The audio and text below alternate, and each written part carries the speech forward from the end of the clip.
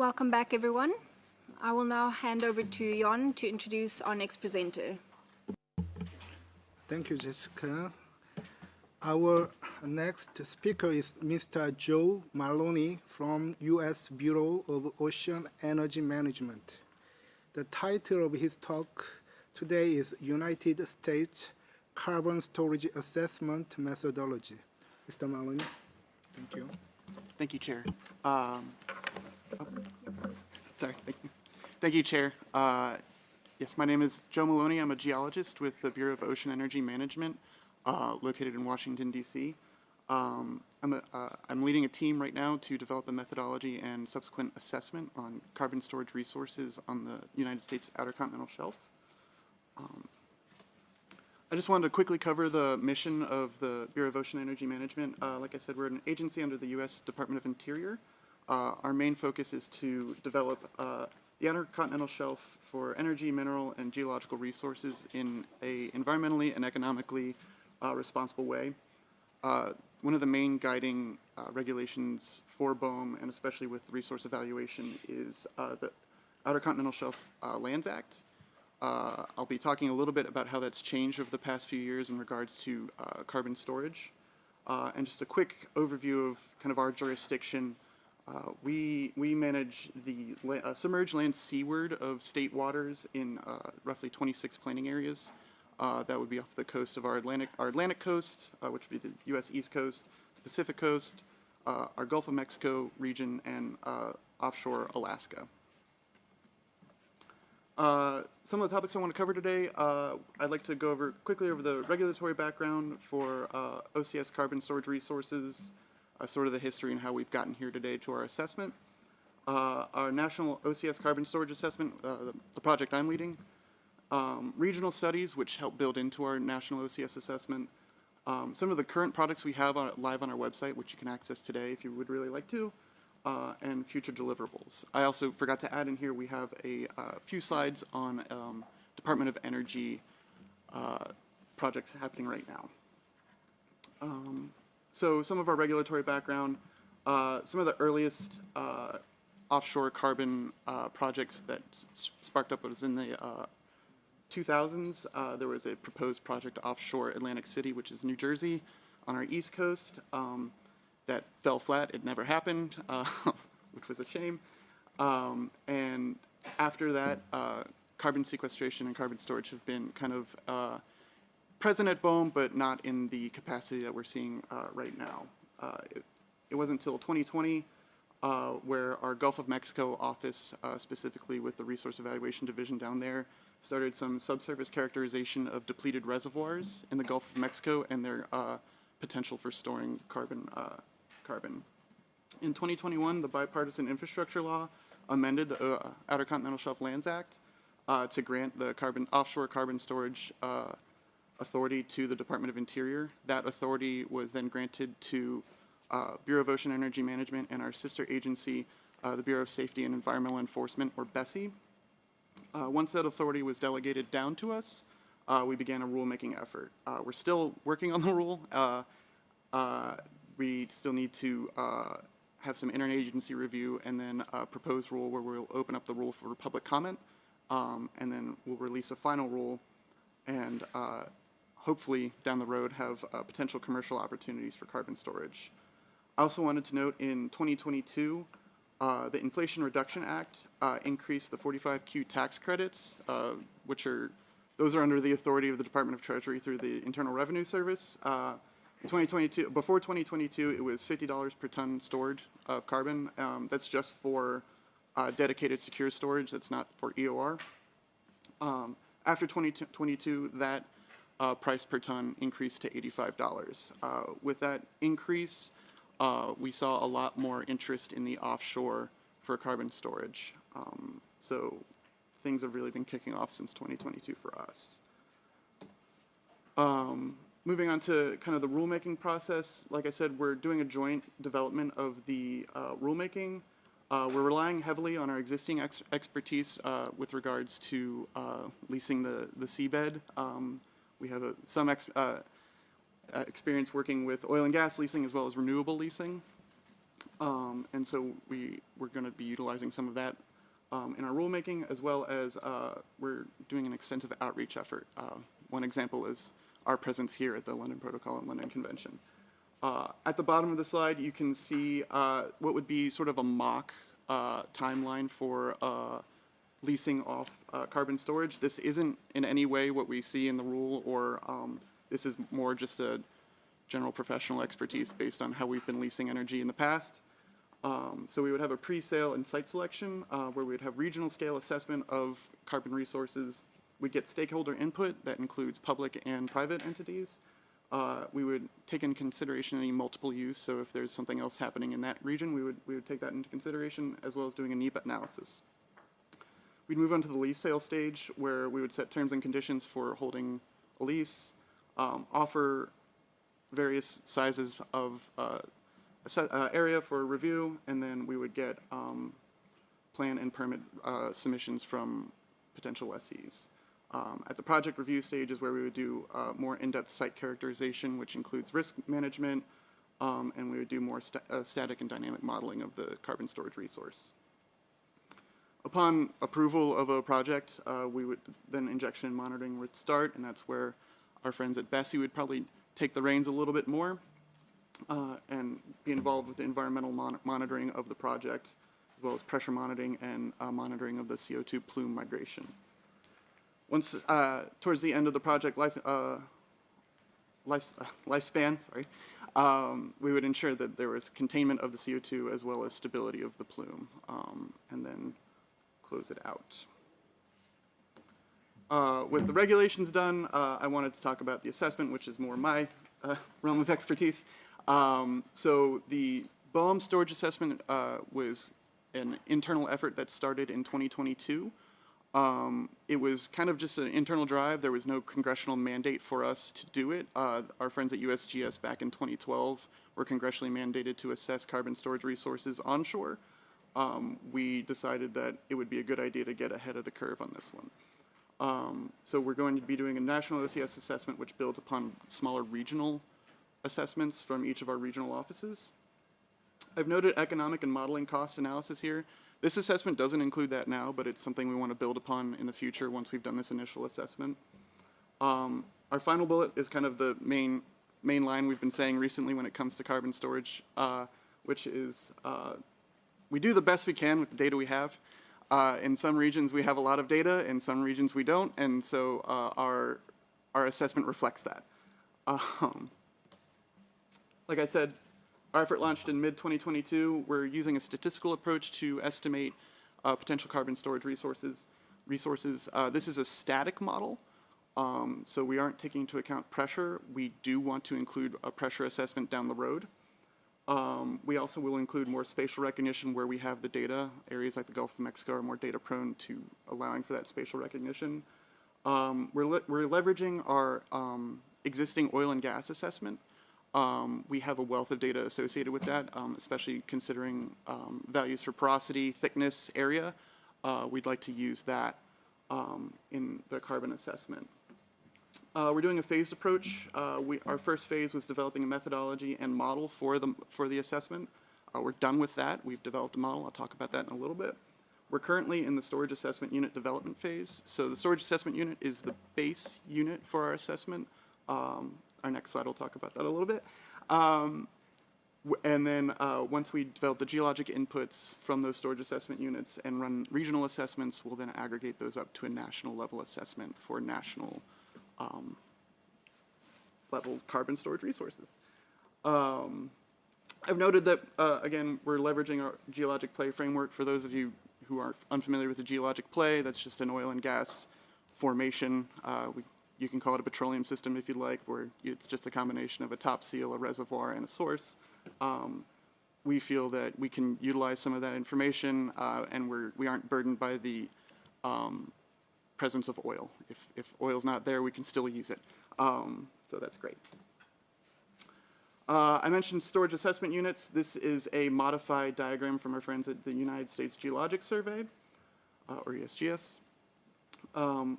What we have here is our sealing rock at the top, and then the green layer would be considered our saline aquifers, which we're assessing. And then the blue areas within the storage assessment unit are what we're considering physical traps. We have a subset of physical traps considered depleted reservoirs. If you can notice the two wellheads on the right, those are identifying what we would consider a depleted reservoir, and we would do a recovery replacement for carbon storage resources there. So all in all, one storage assessment unit in our assessment would be built up of 3 different reservoir types: our saline aquifers, physical traps, and depleted reservoirs. And we each handle those in similar but slightly different ways. What does this look like for our model framework? On the right, we kind of have a flow chart of how we visualized how it might work. So at the top, we would identify the area of a storage assessment unit. This is based partially on our pressure temperature window to keep carbon in a supercritical state. We also take into account any tectonics or caprock to make sure that we're fully encompassing what may be a storing unit. After that, we move into assessing each of the 3 reservoir types. For physical traps, saline aquifers, and depleted reservoirs, we have to calculate a distribution of reservoir size for each of them. And then we'll calculate a distribution of number of physical traps and a calculated distribution of a number of saline aquifers. For depleted reservoirs, we already know how many there are, so we just use that number in our calculation. We'll combine the 2 distributions of size and number to get an overall estimate of trapping storage within each reservoir type, and then aggregate those 3 types together to get a full-blown storage assessment unit calculation. We're utilizing 2 different statistical models. We've built a model within at-risk, which then feeds into our in-house oil and gas model, GRASP. Most of the work and calculation, volumetric calculations done in at-risk, we were just using GRASP for aggregation purposes. You can see on the left our framework for GRASP, and where that red box is outlining where our at-risk model comes into play. So our calculations, we're using kind of a basic volumetric calculation that's been modified for carbon storage. This is based on a Department of Energy paper. So we're doing area times thickness times porosity, and then adding in carbon density and efficiency factors to our calculations for both physical traps and saline aquifers. The calculation is essentially the same. For physical traps, we're using net area and thickness. Saline aquifers, we're using more of a gross area and thickness. And we're modifying the area and thickness in saline aquifers with our efficiency factor. For depleted reservoirs, we just have a recovery replacement factor. So we know what's been produced. We just want to refill that pore space up with carbon. So we apply a formation volume factor, again, use a CO2 density and efficiency factor associated. I noted efficiency factors real quick. Our physical trap and depleted reservoir efficiency factors are based mainly on the irreducible water content. Our saline aquifer efficiency factor, again, includes our effective area and thickness, irreducible water content, and a volumetric displacement factor, which is more how much of the pore space we anticipate to be touched by the plume injected. So this is what our users look at when they want to use our at-risk model. For each of the values of our equations, we are inputting a distribution of values. I have it blank, but down the road we would have our users either put in a mean and standard deviation if they're using logarithmic scale, or a min most likely and max if they're using the beta pert. This is just kind of to show that what we're using when it comes to at-risk. I wanted to touch on regional studies. Going back to our lovely line of we do the best we can with the data we have. We have a wealth of data in the Gulf of Mexico, as you can see in this map right here, and we're relying heavily on it. BOEM is in a prime position to utilize a lot of oil and gas data, mainly because we get it through regulation. Whenever a seismic survey is done, we get a copy of that data at reproduction. On the map, you can see pink lines, which represent our 2D seismic lines. The blue boxes are 3D seismic surveys, and then the green dots, if you can see them, they look more like blobs on the screen, would be each of our oil and gas exploration wells. Each of these we're utilizing for our carbon assessment. It is a bit of a double-edged sword when it comes to the wells.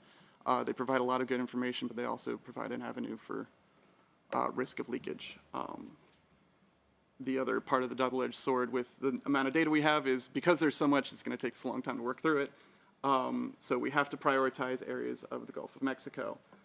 Currently, our assessment is focused on the shallow shelf of the Gulf of Mexico, which is located more towards the central and western of the OCS region. So that's offshore Louisiana and Texas mostly.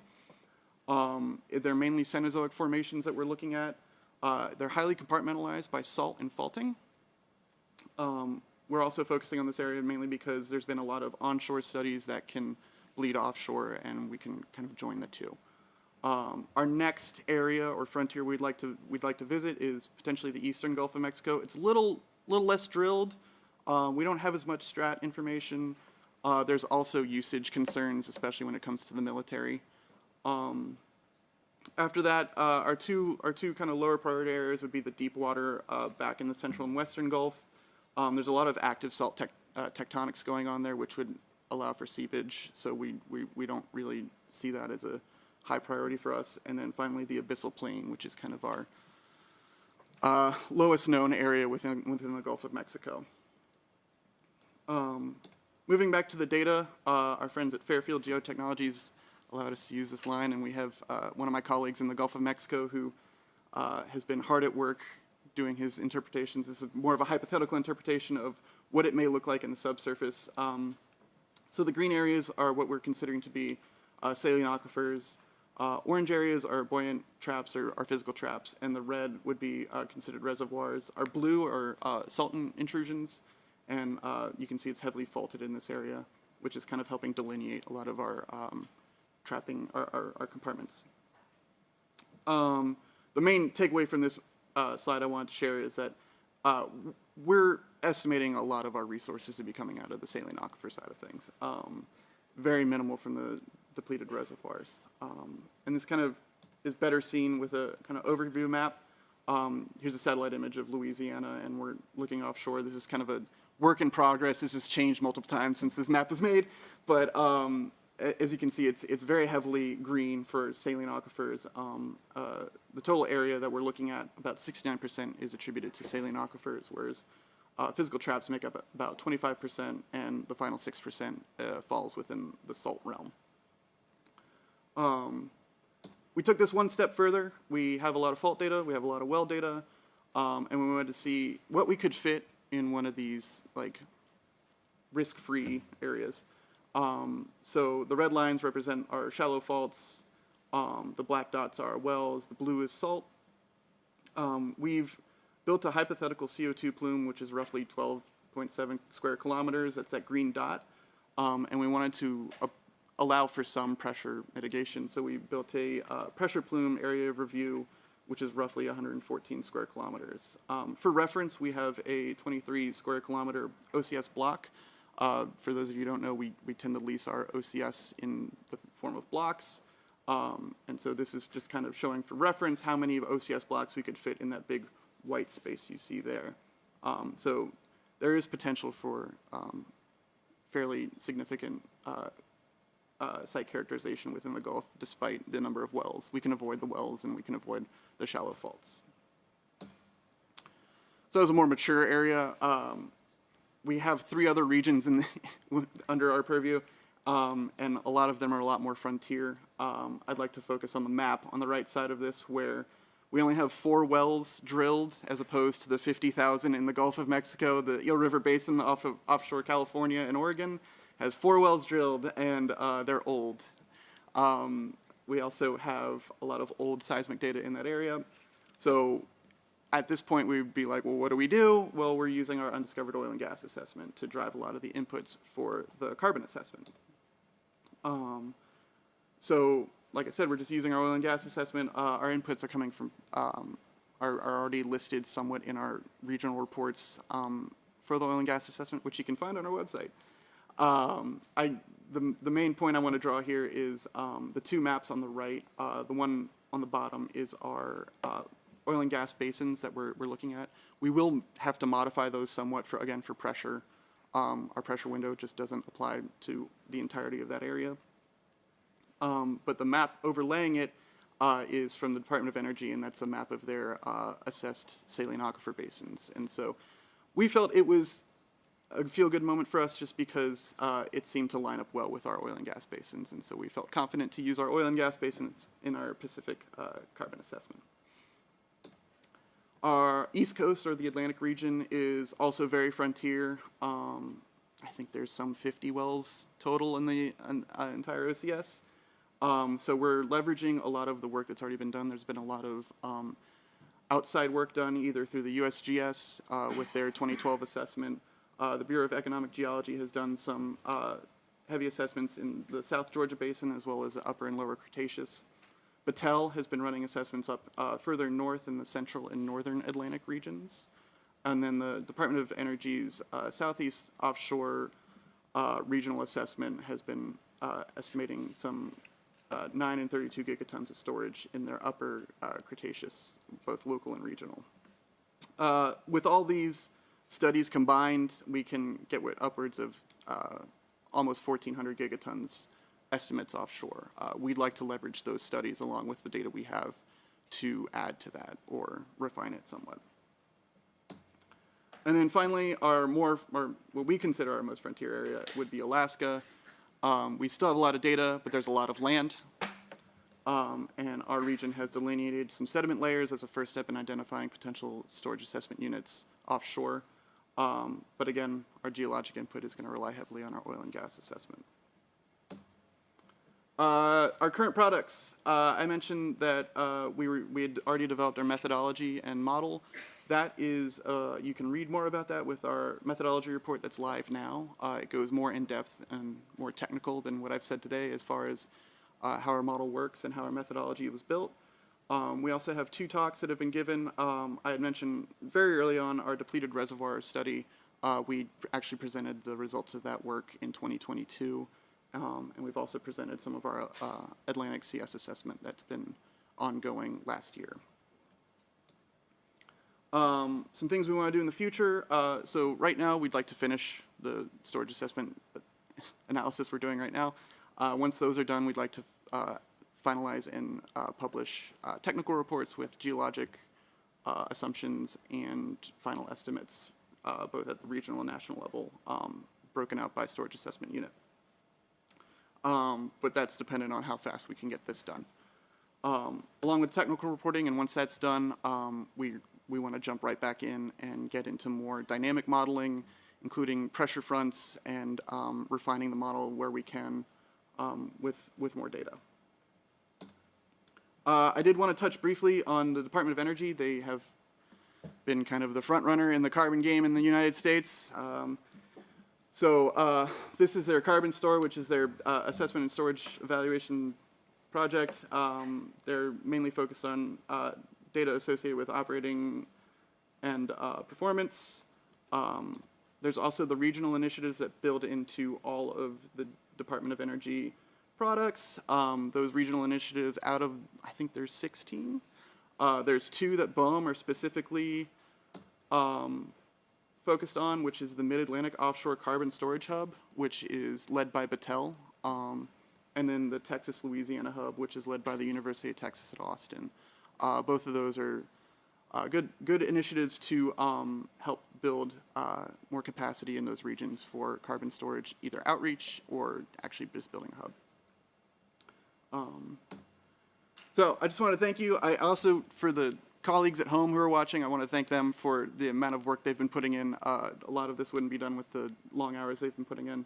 Like I said, our assessment projects are in progress. We're continuing to collaborate with the CS community, so if you have any tips for us as far as assessment goes, we're happy to take them. Our draft regulations are under development. You will know when I know when they're live. And there will be a public comment period upon publication of the rulemaking. And as always, if you need more technical information, we have a website, which is listed here. And you can also email me, which is up on the screen. I'm happy to talk about our project. I'm very proud of it. So thank you.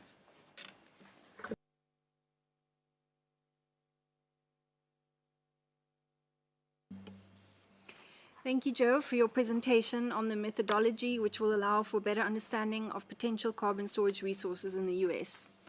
I would now like to open the floor for questions.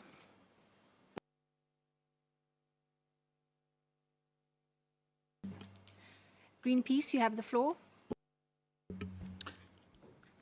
Thank you, Chair, and our thanks to the United States for the presentation. It's quite remarkable to see the number of wells in the Gulf of Mexico area. I kind of know those data, but each time I hear them for the number of wells, it's a sobering reminder. You mentioned that in part because of the the limitations that presents, that you're looking especially at saline aquifers as being a good proportion of the storage in that area.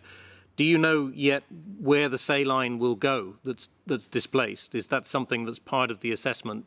What happens to the saline? The second, you said that you were refining models going forward and looking at getting more dynamic models. And I wanted to ask if that would therefore include consideration of induced seismicity. Is that something that you're going to be looking at? What the implications are for the pressure increases, the pressure changes over time, the pressure front? Is that something that can be factored into understanding the potential for induced seismicity? And thirdly and finally, it sounds as if the majority of the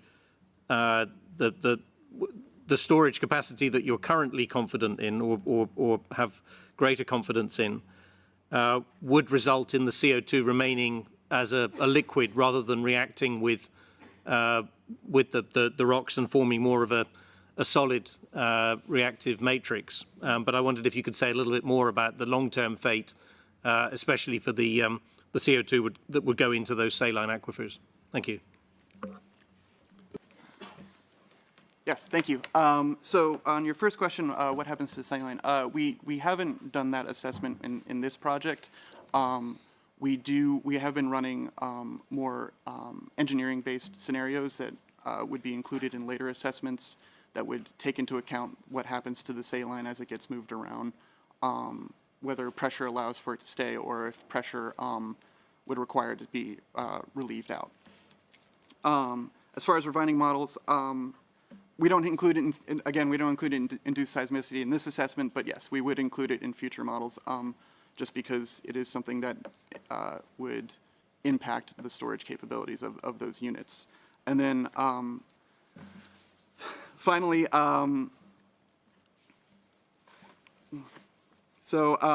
yeah, can you repeat the question for the third one? I'm so sorry.